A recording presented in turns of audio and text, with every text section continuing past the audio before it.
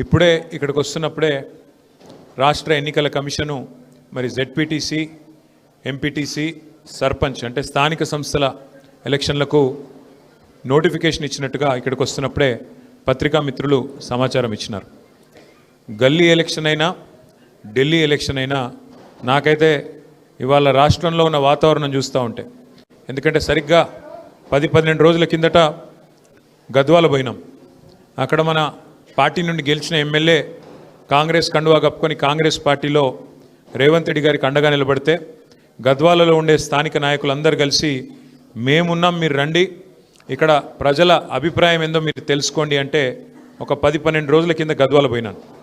తర్వాత నిన్న అచ్చంపేటలో అక్కడ గతంలో మన పార్టీ నుంచి 2 సార్లు శాసనసభ్యుడిగా గెలిచిన నాయకుడు పార్టీ మారితే అక్కడ కూడా స్థానిక నాయకత్వం మేమందరం ఉన్నామన్నా, ఒక నాయకుడు పోతే ఏమీ అయ్యేది లేదు, పోయేది లేదు, మీరు రండి, మా సత్తా చూపెడతామంటే నిన్న అచ్చంపేట పోయినా.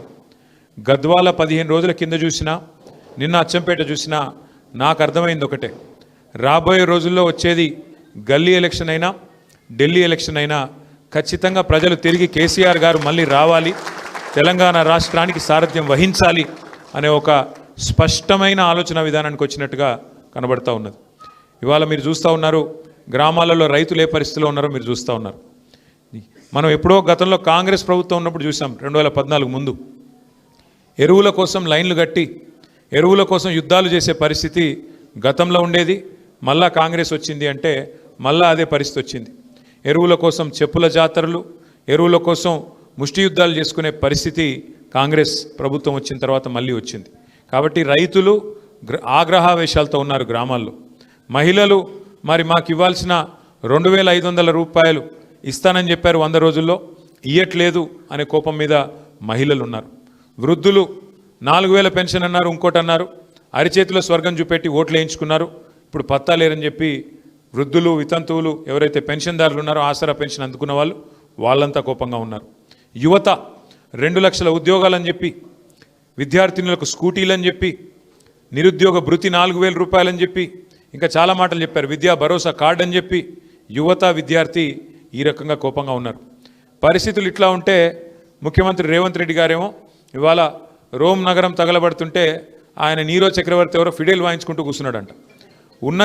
ఉన్న ఊరే బాగాలేదు, మీ నాయకత్వంలో చెత్తదీసేటోడు లేడు, స్ట్రీట్ లైట్స్ వెలిగించేటోడు లేడు, ఆఖరికి మోరీలు పొంగుతుంటే ప్రజల మోరీల్లో కొట్టుకొని పోతుంటే ఉన్న నగరాన్నే పట్టించుకునే నాదుడు లేడు ఇవాళ మున్సిపల్ మంత్రిగా రేవంత్ రెడ్డి గారు ఉంటే. కానీ ఆయనేమో కొత్త నగరాలు కడతా అని చెప్పి నిన్న శంకుస్థాపన లేచి ఏందో ఊదరగొట్టే ఉపన్యాసాలు ఇస్తూ ఉన్నాడు. నేను ఫ్యూచర్ సిటీ కడతా, ఇది కడతా, అది కడతా. ఉన్న నగరం చూడమంటే ఇది చాతనైతే లేదు, ఉన్న నగరాన్ని ఏమో ఉద్ధరించే పరిస్థితి లేదు, కానీ కొత్త నగరాన్ని కడతానని చెప్పి ఇవాళ పోజులు కొడతా ఉన్నారు. నేను మీ అందరినీ ఆలోచించమని కోరేది ఒకటే, అది ఏ ఎన్నికైనా కావచ్చు, గల్లీ ఎన్నిక కావచ్చు, ఢిల్లీ ఎన్నిక కావచ్చు, మధ్యలో రేపు మనకు వచ్చే జూబ్లీహిల్స్ ఉప ఎన్నిక కావచ్చు, వాస్తవాలుగానే ఉంటాయి. వాస్తవాలు ఏంటి అంటే, ఒకసారి మనం చరిత్ర పుటల్లోకి తిరిగి చూస్తే ఖచ్చితంగా భారతదేశం మొత్తంలోనే తెలుగువారంటూ ఉన్నారు అని భారతదేశం మొత్తానికి తెలిసేలాగా చేసిన నాయకుడు ఎవరు అంటే నిర్ద్వందంగా చెప్పొచ్చు అన్న ఎన్టీ రామారావు గారు. ఆనాడు తెలుగుదేశం పార్టీ పెట్టడంతో ఆనాడు భారతదేశంలో తెలుగువారికంటూ ప్రత్యేకత తెచ్చింది అన్న నందమూరి తారక రామారావు గారు.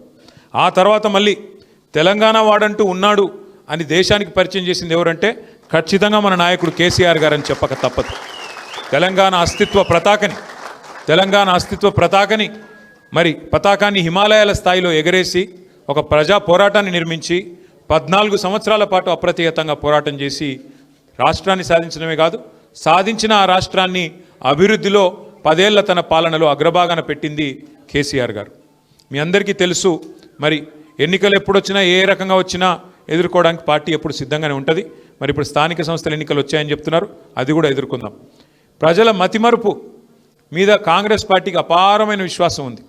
వాళ్ళు ఏమనుకుంటున్నారంటే, మేము ఎన్నికల ముందు చెప్పినవన్నీ ప్రజలు మర్చిపోయారు, ఎన్నికలకు ముందు ఏదైతే మేము అరచేతిలో వైకుంఠం చూపెట్టి ప్రజల్ని మోసం చేసి ఓట్లు తెచ్చుకున్నామో ఆ విషయం అంతా ప్రజలు మర్చిపోయారని చెప్పి కాంగ్రెస్ పార్టీ వాళ్ళు అనుకుంటా ఉన్నారు. ఎన్ని మాటలు చెప్పారో కాంగ్రెస్ వాళ్ళు మర్చిపోయారు, కానీ ప్రజలు మర్చిపోలేదు. అందుకే నిన్న ఒక వినూత్నమైన కార్యక్రమాన్ని తీసుకున్నాం. ఎన్నికలకు ముందు కాంగ్రెస్ పార్టీ ఇది మా గ్యారంటీ అంటూ గ్యారంటీ కార్డుల పేరిట ఏదైతే గారడీ చేసిందో, పెద్ద మనుషులకి 4,000 పెన్షన్ ఇస్తామని, మహిళలకి 2,500 ఇస్తామని, రైతులకు 10,000 కాదు 15,000 రైతు బంధు ఇస్తామని, కేవలం అసలుదారులకే కాదు కౌలు రైతులకు కూడా 15,000 ఇస్తామని, రైతు కూలీలకు 12,000 ఇస్తామని, ఆటో అన్నలకు 12,000 ఇస్తామని, ఇట్లా నోటికి ఎంత వస్తే అంత 2 లక్షల ఉద్యోగాలను యువతకి, నిరుద్యోగ భృతి 4,000 ఏదైతే చెప్తూ పోయినారో వాటన్నిటి విషయంలో మళ్ళీ ప్రజలకి ఒక్కసారి తిరిగి గుర్తు చేయడానికి, కాంగ్రెస్ గ్యారంటీ కార్డుల పేరిట చేసిన డ్రామాని గుర్తు చేయడానికే నిన్న మనం మన పార్టీ నుంచి కాంగ్రెస్ బాకీ కార్డు, అంటే కాంగ్రెస్ బాకీ కార్డు అంటే ఏ వర్గానికి ఎంత బాకీ పడ్డారు, రైతులకు ఎంత బాకీ పడ్డారు, అట్లాగే రైతులకు ఎంత బాకీ పడ్డారు, అట్లాగే మహిళలకు ఎంత బాకీ ఉన్నారు, అట్లాగే మన తమ్ములకి చెల్లెలకి ఎంత బాకీ ఉన్నారు, అట్లాగే వృద్ధులకి వితంతులకి పెన్షన్దారులకు ఎంత బాకీ ఉన్నారని చెబుతూ ఇవాళ కాంగ్రెస్ బాకీ కార్డు పేరిట రైతు భరోసా ఎంత బాకీ పడ్డారు, నిరుద్యోగులకు ఎన్ని ఉద్యోగాలు ఎంత బాకీ పడ్డారు, ₹1,00,000 కేసీఆర్ గారు పెళ్లికిస్తే కళ్యాణ్ లక్ష్మి పేరిట, షాదీ ముబారక్ పేరిట మేము తులం బంగారం ఇస్తామన్నారు. మరి ఇప్పుడు 8 లక్షల పెళ్లిళ్ళు అయినాయి, 8 లక్షల తులాల బంగారం బాకీ పడ్డాడు రేవంత్ రెడ్డి కాంగ్రెస్ ప్రభుత్వం. ఇట్లా ప్రతి వర్గానికి ఎంత బాకీ ఉన్నది ఈ ప్రభుత్వం అంటూ ఈ బాకీ కార్డులు నిన్నటి నుంచే ఒక ఉద్యమ రూపంలో ఇంటింటికి మనిషికి చేర్చడానికి మనం తీసుకున్నాం. నేను సోమాజిగూడలో మరి నేను లక్ష్మారెడ్డి గారిని కోరుతా ఉన్నాను, రమణ గారిని కోరుతా ఉన్నాను, ప్రదీప్ చౌదరిని, ఇవాళ వారితో పాటు చేరిన తమ్ములందరినీ కూడా కోరుతా ఉన్నాం. మరి ఈ కాంగ్రెస్ బాకీ కార్డుని మనం ఇంటింటికి తీసుకపోతే ఇదే కాంగ్రెస్ పాలిట బ్రహ్మాస్త్రం అవుతుంది. వాళ్ళు చెప్పినారు ఎన్నికలకు ముందు అభయహస్తం అన్నారు, మమ్మల్ని గెలిపించండి మాది అభయహస్తం అన్నారు. ఇవాళ ప్రజలకు అర్థమైపోయింది ఇది అభయహస్తం కాదు, భస్మాసుర హస్తం, ఇది శూన్యహస్తం, దీనివల్ల ఒరిగేదేం లేదని అర్థమైంది. ఈ 24 నెలలు చూసుకుంటే మీరు గుర్తు తెచ్చుకోండి, ఈ 24 నెలల్లో 22-23 నెలల్లో కాంగ్రెస్ ప్రభుత్వం వచ్చిన తర్వాత కొత్తగా ఫ్లైఓవర్లు వేయడం కాదు, కొత్తగా అండర్ పాస్లు కట్టడం కాదు, గతంలో మనం కట్టిన 42 కేసీఆర్ గారి ప్రభుత్వంలో 42 ఫ్లైఓవర్లు అండర్ పాస్లు హైదరాబాద్లో నిర్మాణం చేసుకున్నాం. కొత్తగా ఒక్కదాన్నైనా వీళ్ళు కట్టారా, కొత్తగా ఒక్క ఇటుకన్నా వీళ్ళు పెట్టారా, కొన్ని కొత్త ఫ్లైఓవర్లు కొత్త అండర్ పాస్లు కట్టడం కాదు, ఉన్న రోడ్లనన్నా సరిగ్గా మెయింటైన్ చేస్తున్నారా అంటే ఈరోజు ఆ పరిస్థితి కూడా లేదు. అధ్వానం అయిపోయింది హైదరాబాదు. అందుకే ఇవాళ హైదరాబాద్ ప్రజలు ఏ రకంగానైతే 2023లో మరి మన మాగంటి గోపీనాథ్ గారు ఆనాడు హైదరాబాద్ నగర శాఖ అధ్యక్షుడు, జిల్లా అధ్యక్షుడు, వారి నాయకత్వంలో మరి ఒక్కటంటే ఒక్క సీటు కూడా కాంగ్రెస్ పార్టీకి ఇవ్వకుండా ఆనాడు అన్ని సీట్లలో కూడా మననే గెలిపించారు హైదరాబాద్ ప్రజలు. రేపటి రోజున కూడా నాకు విశ్వాసం ఉంది, తప్పకుండా మన అభ్యర్థి మాగంటి సునీత గోపీనాథ్ గారిని కూడా జూబ్లీహిల్స్లో కూడా మీరు తప్పకుండా మంచి మెజారిటీతో గెలిపిస్తారన్న విశ్వాసం నాకుంది.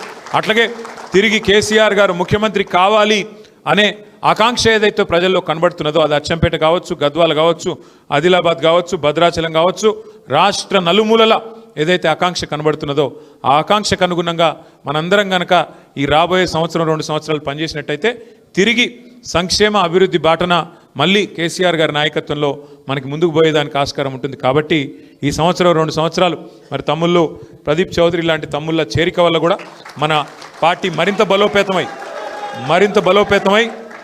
ముందుకు పోయేదానికి ఆస్కారం ఉంటుందని చెప్పి కూడా తెలియజేస్తూ మళ్ళొకసారి ప్రదీప్ గారిని వారి వెంబడ వచ్చిన యువ మిత్రులందరికీ కూడా పార్టీలోకి హృదయపూర్వకంగా సాదరంగా స్వాగతం చెబుతూ మళ్ళీ మా ఆడపడుచులందరికీ కూడా ఇవాళ సద్దుల బతుకమ్మ శుభాకాంక్షలు. మరి 2-3 రోజుల్లోనే దసరా కూడా రాబోతా ఉంది, దసరా శుభాకాంక్షలు కూడా మీ అందరికీ కూడా తెలియజేస్తూ జై హింద్, జై తెలంగాణ, జై కేసీఆర్.